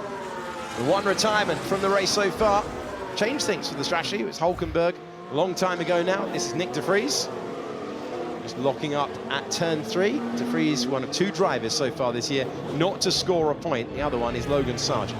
Pretty hopeless race, this one for AlphaTauri at the moment. De Vries with a 5-second penalty for pushing Magnussen off. Sonoda was one of those early drivers to get a 5-second penalty as well. He also ran into trouble on the opening lap, which put him right at the back, and now they're 15th and 18th. Every time we get a replay of them, they're doing something wrong down there as well. It's pretty tough viewing for Franz Tost on Red Bull's home race, but not technically an AlphaTauri one, but of course the parent company. Yeah, and Franz Tost's last Austrian Grand Prix in charge of that team, as he'll step to an advisory role. Checo Perez comes in for his fresh set of hard tyres. That's going to drop him behind the Ferraris and Norris as well. Should bring him out in front of Alonso. But we've heard the expectation on the team radar that Perez will be able to catch those cars ahead. So overtaking still to come your way in the Austrian Grand Prix of 2023. And Lando Norris still able to stay with Carlos Sainz, who was brave to make that pass. It's paid off for him, having served that penalty, but he can't shake off Norris. It's not actually awful news, this, for Sainz right now, having Norris within the DRS range, because as and when Perez catches Norris, Norris will have DRS, and he's sort of forming a DRS train here, Sainz, for himself, keeping Norris within DRS range. So Perez will have to, as he did earlier on in the race, try and do it on the brakes, unless Norris drops back more than a second from Sainz. Interesting that the two Red Bulls, clearly as we get into lower fuel, latter stages of the race, circuits rubbered in, but we've got Verstappen on the medium, and Perez seems more comfortable to have taken the hard. Perez did 2 stints on the medium earlier on, so they split it actually after the first stop. There's a bit of tape hanging off the inner edge of the front wing end plate there of Norris. Doesn't seem to be affecting him right now, as he still comes through following this man, Carlos Sainz. Perez closing down Norris. Norris staying with Sainz. You're looking at the Spanish driver trying to score his first podium of the season. Great consistency-wise. Sainz always finding himself in the points apart from one race. Is there a reason why stewards haven't given those penalties yet? Yeah, they're still dishing out warnings and penalties. Lewis, the car is bad, we know. Please drive it. Toto Wolff doesn't make a lot of interventions on the radio, but there's one to say we're all out of options. Hamilton saying, well, I got penalised. Why has everyone else not been penalised? Well, quite a few drivers have been, but none that are affecting him ahead in the order. It's brutally honest, isn't it? I think saying the car is bad is maybe a little bit harsh. The car has been steadily improving. It's not as competitive as a Red Bull. Few are, none are. Not this year. But yeah. I can only imagine the frustration being on the pit wall, and every time your driver gets on the radio, it's talking about other people should be having the penalty that I got, and you're thinking, look, we can't do anything about it. Just carry on and do your best in this. And Lewis is he's frustrated already before that about the understeer that he had that meant he was going over the track limits, and he's been on the back foot this weekend and today as well. It's not gone his way yet, and just Toto just saying, look, just focus on the driving, and we'll see what happens to anyone else. And what happens to anyone else is our first 10-second penalty of the day. Yuki Tsunoda. Come on down, Yuki Tsunoda. 10 seconds. He's gone over track limits once again. And disappointment there. Just picking up, actually, Carlos Sainz radio. Let me know when Lando loses DRS. I might keep him for Checo. Copy? Yeah, He's Checo pace. I need to know Checo pace, and I decide what to do with Lando. I'll let you know the first time now. You called it, Julian. And I was going to say as well, if Carlos is thinking that, then I have a lot of respect for him in the car. I know he's a thinking driver. We hear it all the time from him in practice, qualifying and the race, and he is obviously thinking that Perez is the threat here for the podium. Norris probably isn't in the McLaren, so he just wants to keep Norris there, to keep the DRS, have some straight line speed, so that Norris can defend from Perez, probably better than Sainz can, because when Perez gets onto the back of the Ferrari, then Carlos won't have any DRS to defend. Yeah, and just taking a step back from that to the comment from Toto, I think Lewis sort of focused on driving the car. I think it's a great example of how Formula One, no one is beyond criticism. This is a sport where we have a responsibility culture, not a blame culture. And that's Toto, he's the team principal, saying, we pay you to drive, not comment on what the steward should be doing. And of course, Hamilton's been a legend of the sport. He's done so much for Mercedes, but the best drivers can have some off days sometimes. It happens. The best drivers make mistakes on occasion. It's a sport where you turn up and one day the car's not all singing and dancing, and you've got to drive around an issue and make the best of a bad job sometimes. And Hamilton's still in this race. He's still within 3 seconds of Fernando Alonso. I'm sure he'd love a scrap with his old rival before this one's done. And it's about sometimes just making the best of a bad job, because not every time you can have the perfect car to fight for a win or a podium. And it's not a speciality circuit for Lewis Hamilton. If you consider he's won 8 times at certain Grand Prix, he's won twice here. But Valtteri Bottas has beaten him to the win when he's been his teammate, for example. So not always the easiest race. He has to stay on the track limits. Can't afford a penalty here. So it's entry turn 10, exit turn 10. Main concerns for track limits. I'd have thought Sergio Perez knows the main concerns for track limits by now. has to come from 15th after he got pinged for both of those ones on Friday. There's Stroll into the pits to get some medium tyres attached to the car. Stroll's making another stop there, so 2.6 seconds for Lance Stroll, trying something different. And Perez is right in this now. Sainz with Norris, there they are, and there's Perez going quicker in the Red Bull. Verstappen's marching away to another win here, 15 laps out from the checker flag, and he's nearly got a pit stop in hand. And this is the battle for the podium. So tactics deployed by Carlos Sainz to create his own DRS train. He's keeping Norris within 1 second. So Norris has the benefit, because if it's a straight fight between the McLaren and the Red Bull and Norris doesn't have DRS, it's going to be an easy move first on the McLaren and then the Ferrari. Sainz knows that, and so you can see them all grouped together. Different stories of their seasons here. That's a wide moment for Lando Norris all over the curve at turn 3. That might break this DRS train apart. This might hand the move to Sergio Perez, who's got a sight of the inside line. He's got a back marker in the way, and he's got the position. Through goes Perez. He needed that as well, because that shot up to turn 3 showed exactly what a DRS train is. No big closing speeds there, and it was Norris's front right lock-up made him run wide. And then Perez with more speed, better tyres, and came through. And now he should have a good run at Carlos Sainz, and then can even think about that battle with Charles Leclerc that Ferrari were worried about all those laps ago. Yeah, this is proven to be a great comeback from Checo Perez. Podium would be a very welcome sight. Clearly there's not much that Sainz can do to stop him. He's been really quick today as well. Actually, he's had not bad pace in comparison to the race leader, who's had a much easier day out front, his teammate. I think if you look at the lap times, there's not been a huge amount to separate them, and Checo's been flying through the field. Never been on the podium at this Grand Prix, Sergio Perez. Trying to change that with quite evidently one of the greatest Formula One cars built of all time, but he's making use of it, and Sainz tried the tactical approach to keep the Red Bull behind. He goes defensive, he'll fight it. He wants to be on the rostrum for the first time this season. Third in the sprint yesterday. The driver ahead of him is currently in his wing mirror. He's looking left and looking right and seeing and hearing the Red Bull right there. But with 3 DRS zones around this track, what can Sainz do to try and maintain the place? It will take some masterful defence to keep this Red Bull behind him now for 13 laps. We've got 3 DRS zones coming after he comes over this rise. 2 more corners. Time moving on the braking. Okay, well look, meanwhile, the question really is, does Sainz have wide enough elbows to do anything?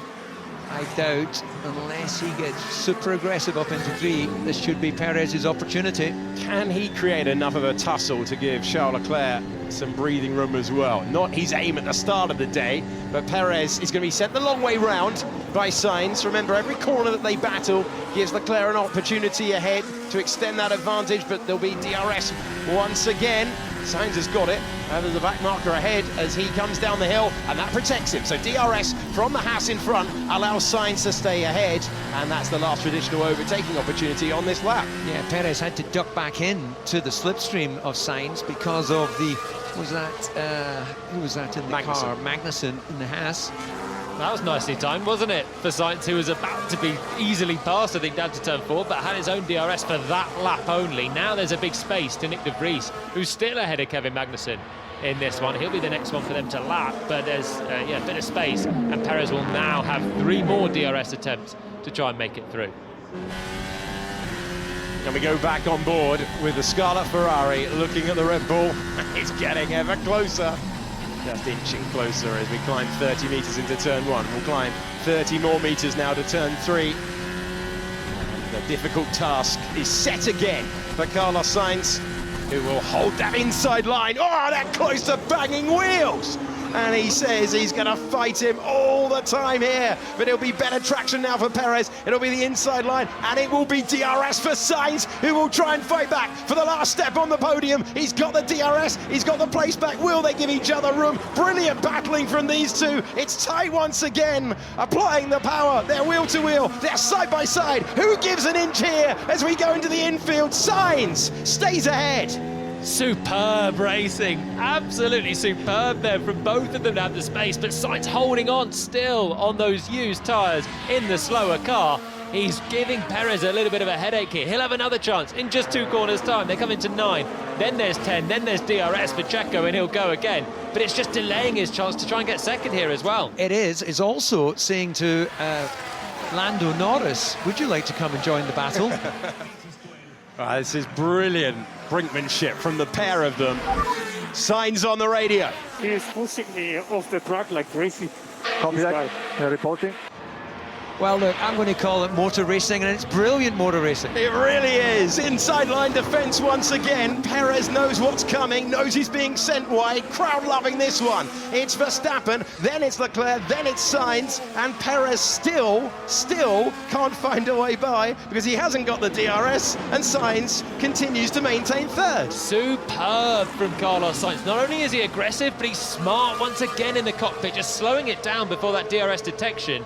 As we saw from Leclerc in the past with Max Verstappen, he's doing the same thing, and he's just frustrating Perez. He's like intimidating me. Copy. Don't often own up to that. Did he say intimidating? Sounded like it. Oh, when you're defending like Sainz has been, that's pretty intimidating as well. Well, don't vote for your driver of the day until these 10 laps are up, because we may well have to decide it on the last lap. This is a brilliant battle between these two Spanish-speaking drivers. A mirror check once again for Carlos Sainz. You know where he's going. You know where he's going to place that Scarlet Ferrari, but Perez has that information as well. So he's on the outside line of turn 3 once more. Tries to cut back in. Wide entry. Stand on the power. And this time, he's got the DRS on the way down to turn 4. Surely it will be the outside line. Does he have the momentum to move ahead? He does. And this battle is done. Perez improves. No, it's not, because Perez goes deep into the corner, and he's just got it now. I thought he was sailing on by to the gravel, but that was a great lap-by-lap scrap, resolved in Perez's favour. He's on the podium. Brilliant racing from the two of them, but Sainz holding up Sergio Perez for as long as he was there was just superb stuff. In the end, there was just an inch or two for Perez to get the DRS, and that's what it took to then blast through up to turn 4. There's the DRS detection, and that time he was just behind and picked up the DRS and had the slingshot towards turn 4. Still thought he had to go deep on the brakes, given how Sainz has fought it so far, and almost found himself heading towards the gravel, but with the grip men on the exit managed to keep the place. Finally, it's done. Epic from Sainz. Epic defence. Is not for a podium today unless some more drama happens ahead. However, he's still there. He stayed within. That is a surprise. He stayed within DRS. He's been pretty aggressive down here. Can he even try and frighten him off the road? No, nowhere near close enough for just a sighter into turn 4. But the highlight of the Grand Prix so far, you'd have to say. And Perez fighting through brilliantly from 15th on the grid up to the podium places. All that while did build a buffer for Charles Leclerc. There's 12 seconds between Perez and Leclerc on the racetrack. Yeah, that may well have earned Charles Leclerc a reprieve before the end of the race. 8 laps to go, 12.5 seconds between them. I don't think Perez will catch to even fight with the other Ferrari in this one. So Sainz just getting his elbows out, fighting lap after lap, slowing them both down, but he doesn't mind about that. It's a fight for a podium for him, and he's just giving his teammate that bit of extra cushion, which now Charles Leclerc has, and he's just got to go as quickly as he can, time trial it now to the end of the race, and hope that Perez doesn't have some almighty speed left in the Red Bull. The stewards should have a look at that. He was intimidating me a lot. I'm not sure there's a rule against intimidation, Carlos. No, so what he's meaning there is, I think, on the straights, just holding his line. So Sainz was trying to come back towards the racing line in towards turn 3, and Perez was keeping his car off the outside, and just meaning that his car was so close, and Sainz couldn't kind of move his car across as well. It was kind of crowding, but not off the road, just not onto the racing line. We saw earlier on how drivers were so close down towards turn 4 and other racing action. I don't think there's anything particularly to see there for the stewards. Black and white warning flag for Esteban Ocon, who's already had a 5-second time penalty for an unsafe release in this Grand Prix. And if he goes over the white line one more time, he's going to be in that situation. This is Stroll, who made another stop. We saw that. and he's chasing Alex Albon. Albon back to trying to be the defensive king like he was in the Canadian Grand Prix, but DRS is effective there. The Aston has the momentum, the Aston has the place, and it was tight between the two of them, but Stroll takes the final point. There was a touch there as well. Albon just drifting into the right rear of Stroll, but minor correction for the Aston Martin, and he's off now with his fresher tyres to see if he can go hunting for even more as other drivers ahead start slowing on their used tyres, getting their way to the end of the Grand Prix. Albon, what a tough weekend in the end. So much promise and pace in that Williams. Could have had points yesterday, pitted for slicks, didn't work out for him, got nothing out of it. And with just 7 laps to go, he's 1 place out of the points again today. Yeah, tough moment for Albon. Shows you the importance of hanging on to that 7th place in Canada at our last Grand Prix. And we're looking further down the order now. Keep you updated on Sergio Perez's lap times. And Sainz in 4th, Norris in 5th. Alonso on a softer compounded tyre than Norris, but a big gap between those two. Hamilton really with a day to forget. That's true of Russell as well. And then we are focusing on the battle for 16th at the moment because it's the closest one on track.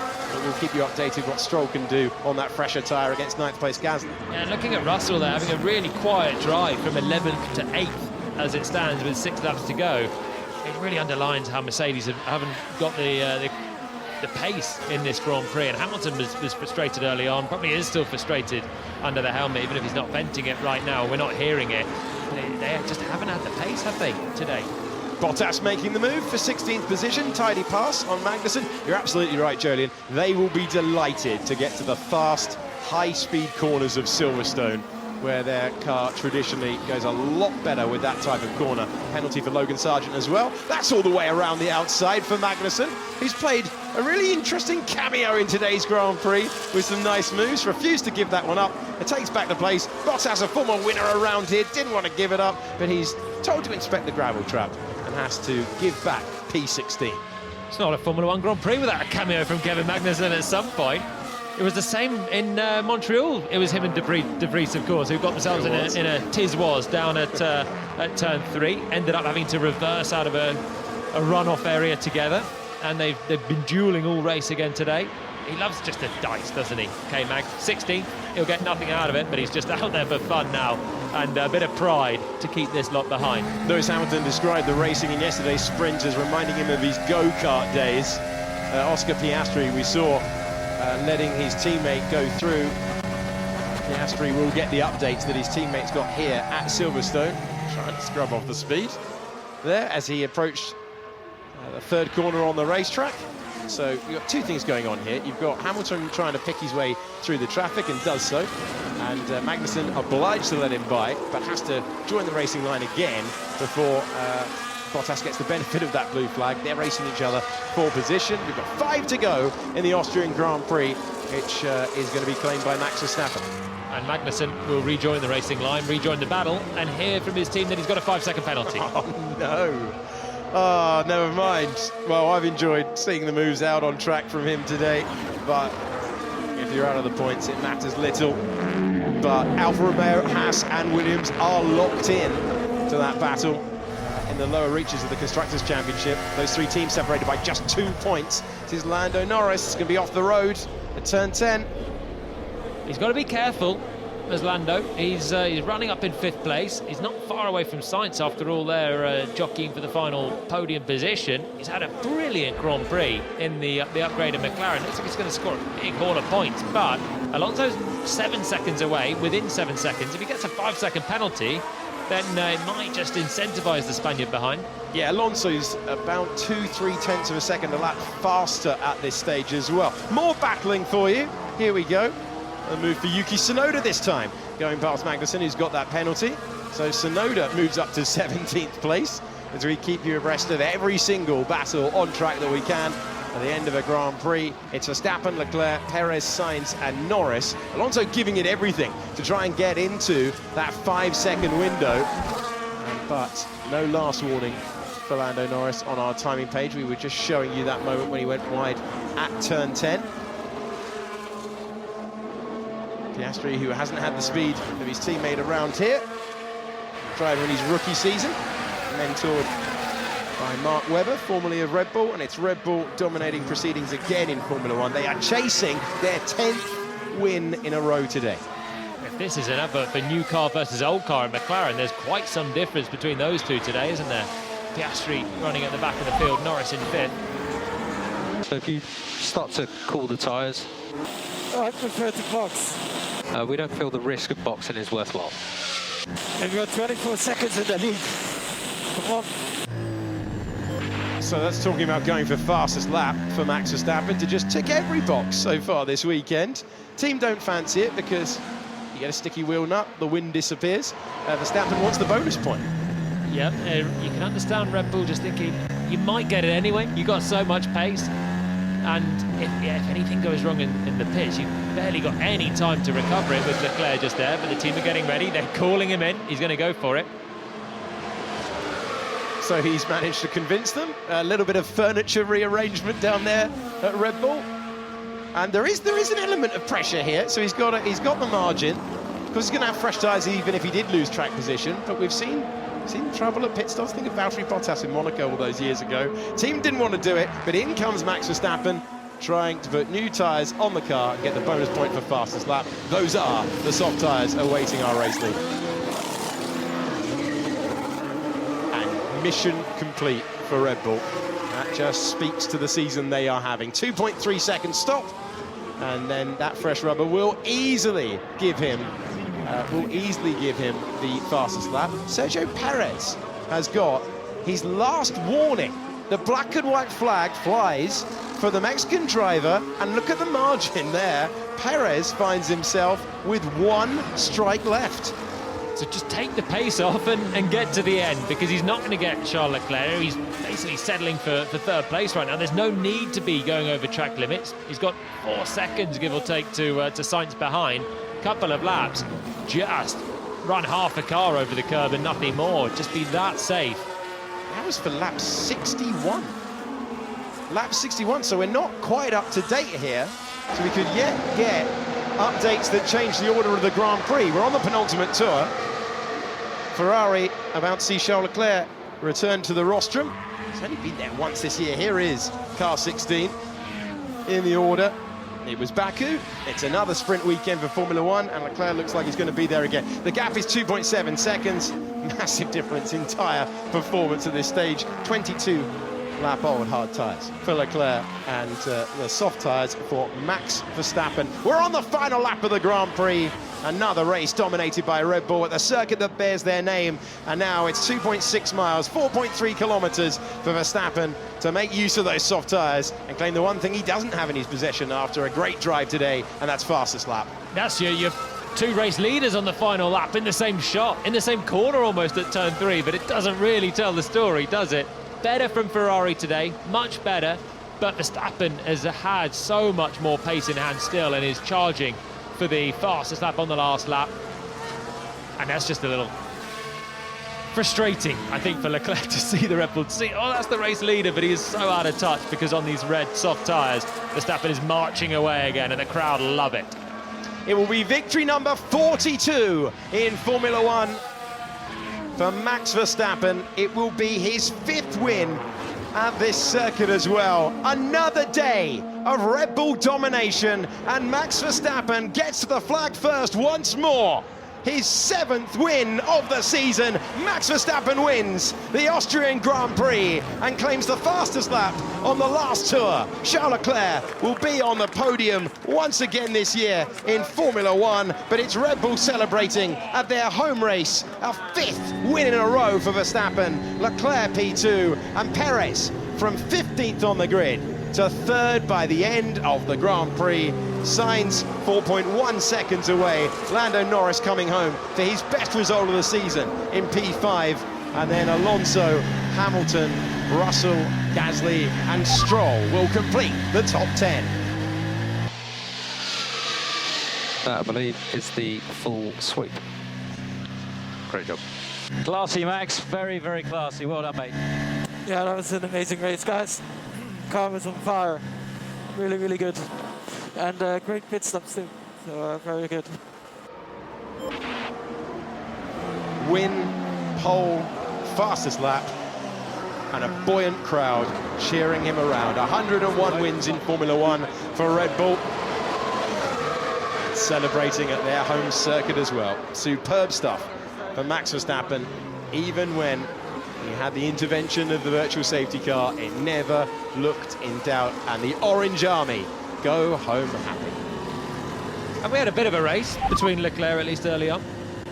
And P2, nice job. Nice job, thank you. The feeling was better today. Yeah, good to be back on the podium. And there were really plenty of great drives.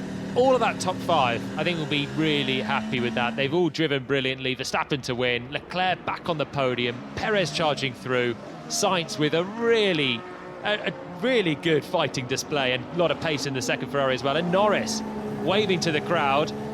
Loads of points for McLaren as well. A reprieve as well for what happened yesterday to Lando, picking an anti-stall and dropping down the order from 3rd on the grid. Yeah, finally, at a circuit that he adores, a great result on Sunday for Norris. P5. Oh, yes. Almost amused that it's finally gone the right way. He's been patient. McLaren, the development direction of the car, they realised, look, we're going to run out of road with that if we don't change concepts. They have changed concepts, which is why the update is coming, and the 9th Grand Prix that we've run of the year. But Red Bull on an incredible streak now, the second best run all time in Formula One, 10 wins in a row. They will tie McLaren's all-time record of consecutive victories in Formula One if they win next time out at the British Grand Prix. But there's your winner once again, 5 in a row for Max Verstappen, who continues this extraordinary season where his worst result on the board as we move into July is P2. It's frankly ludicrous domination in a way that even if you say the great names of Senna, of Schumacher, you think of how dominant Jim Clark was in his Lotus days, and yet this is resetting the standard in Formula One with a dominant drive, and it's happened again today, Jody. Everything is being tipped by Red Bull. Pace, also reliability's there, the pit stops, the strategies, the racecraft is there, the ability in the wet. Nothing's stopping him at the moment. He is marching on some run. Hamilton talking about ways to potentially change it on Thursday. He said, my win record can absolutely be caught by Max Verstappen. Hamilton's had some great times of domination, but now it's Max Verstappen firmly in control, extending his lead in the Drivers' Championship as well. Perez with great damage limitation. Got all the non-Red Bull cars out there, apart from Leclerc, and they're saying well done. A race that Leclerc won here last year, but if you consider, since the time that we left this circuit a year ago, Red Bull have been beaten on one occasion, and that was George Russell in the Brazilian Grand Prix, just on fire. They've worked out these regulations better than anyone else, and they are just running through the record book at the moment. Lando Norris, strong result for him. When we're talking about Norris, he's finished in the top 5 of his last 6 visits to this circuit, so continuing the good form. But Max Verstappen, his name is on the circuit down there, and David has left the commentary box, and we can hear from our top 3, starting with our winner.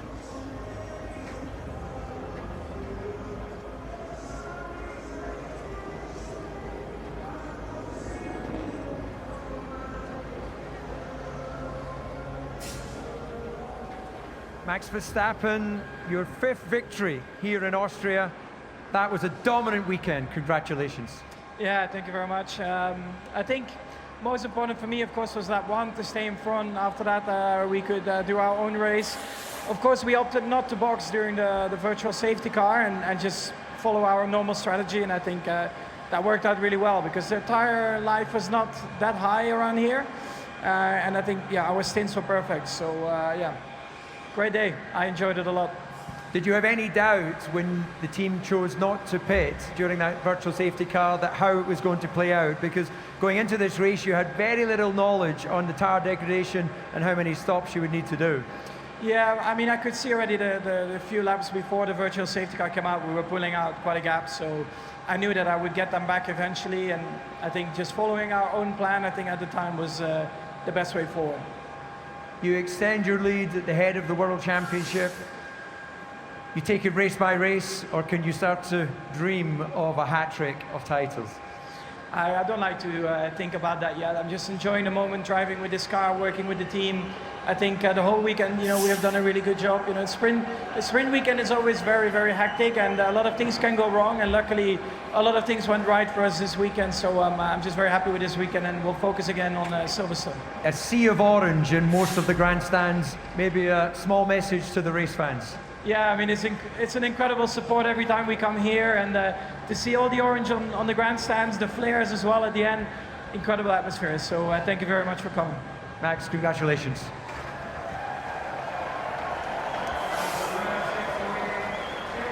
Charles Leclerc, tough weekend in many ways, but you must be happy. The overall competitiveness of the car is looking stronger. Yeah, well, I think Friday and today we have maximized what we had, really. It's more yesterday that I was off the pace, but it's good to be back on the podium. The upgrades that we brought on the car made me feel a little bit better in those conditions, which is looking good for the future. The team has done an excellent job by bringing these upgrades earlier, so that's great. But obviously there's still a lot of work to do because Max and Checo too had a lot of pace.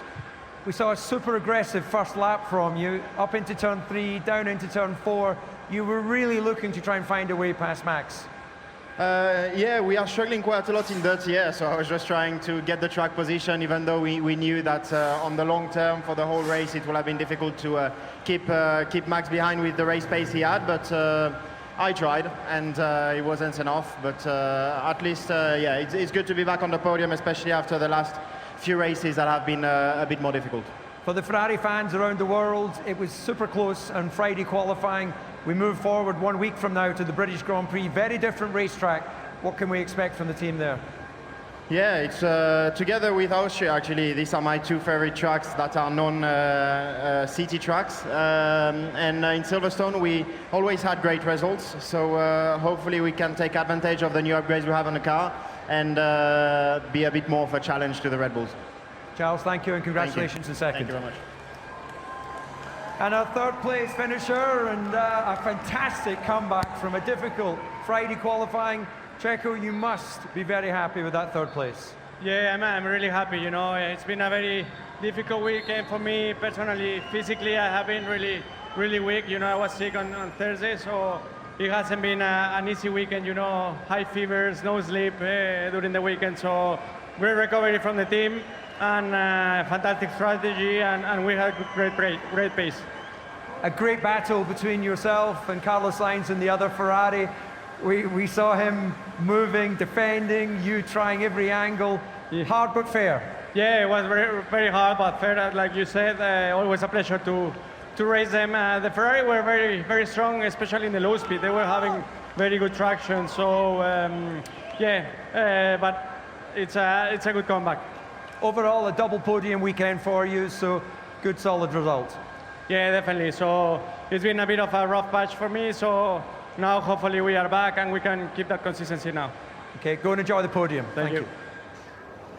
Sergio Perez back on the podium for the 5th time this season, and he acknowledged the tough run that he's had as the Orange Army are making their way out of the infield, allowed down the hill, and they cascade their way down the hill all the way to the pit straight.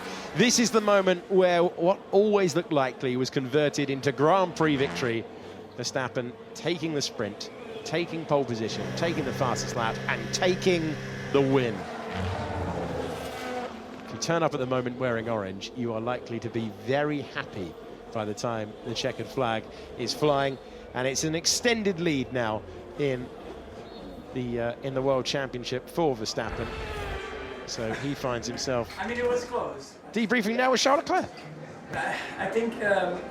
To survive the whole race with the virtual safety car was tough, with the tires. Yeah. It's on the edge every time with every stint. You didn't stop at the... No, I kept on going. You think it was the right choice? The tires were fine after that? Yeah.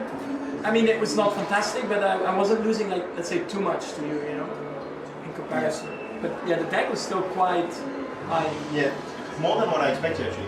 Yeah, but yeah, we could have also stopped it. I think it would have been almost the same gap. Yeah.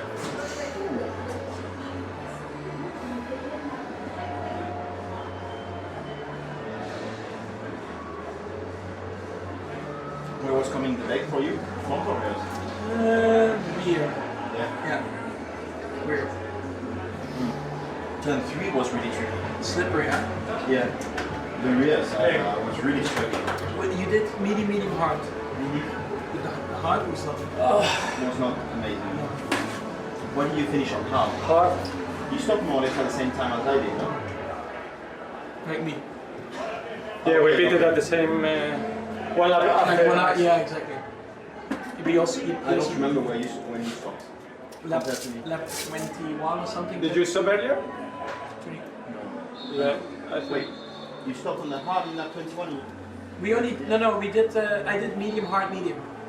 Oh, okay, yeah. Ah, you were on the medium when Yeah, we did the opposite. The hard was not.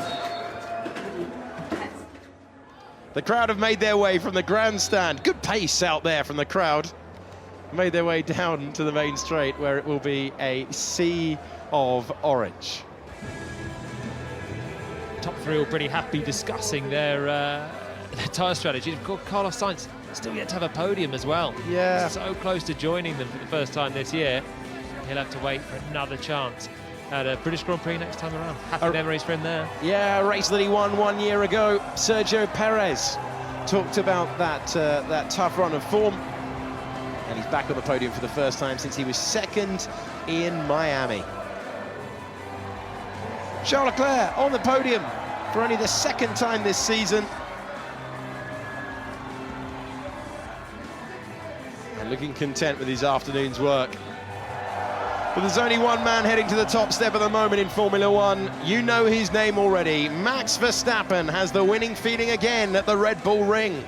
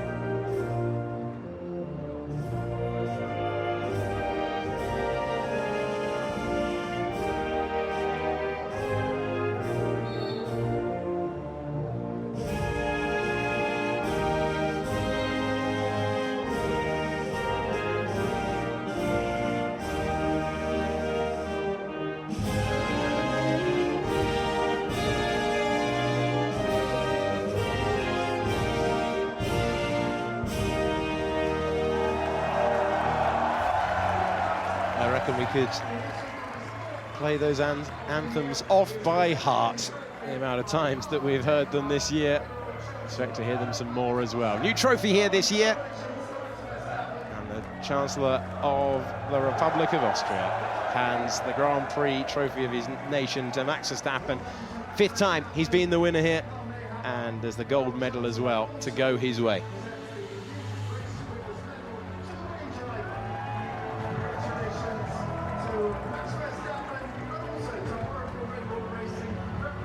now to Red Bull, who score their 101st win in the sport. And their former driver, Mark Webber, acknowledges his old team. Congratulates the drivers.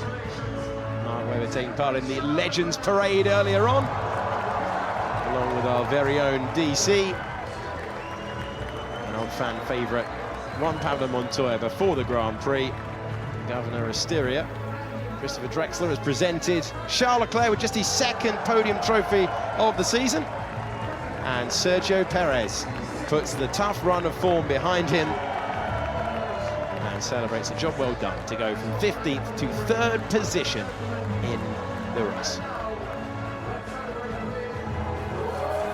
That's the fastest I've seen Mark Webber move in a while. Doesn't fancy joining in with the celebrations of the Bollicini. Well earned by Red Bull, who have built a masterful car being driven by a driver well on his way to his 3rd World Championship. 10 wins in a row for Red Bull, 7 wins in the season for Max Verstappen, 5 wins at this venue for the Dutch driver. Pull out any stat you want, this season belongs to the man back on the top step of the podium once again. In recent years, the British Grand Prix has been a barnstorm. No matter the form of the season, we have seen drama and expectations being subverted. Silverstone will need a special to deny that man, given the form he is in. Smiles for Red Bull. Smiles after acrimony yesterday and a misunderstanding in the wet. In the dry, it's Verstappen who is on the top step. It must be nice wearing orange to a race in 2023. It must be nice. Max Verstappen takes his 5th in a row, 7th of the season. Wow.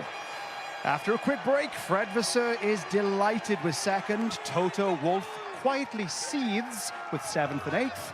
And Lando Norris weighs in with typical panache on track limits. Don't go anywhere.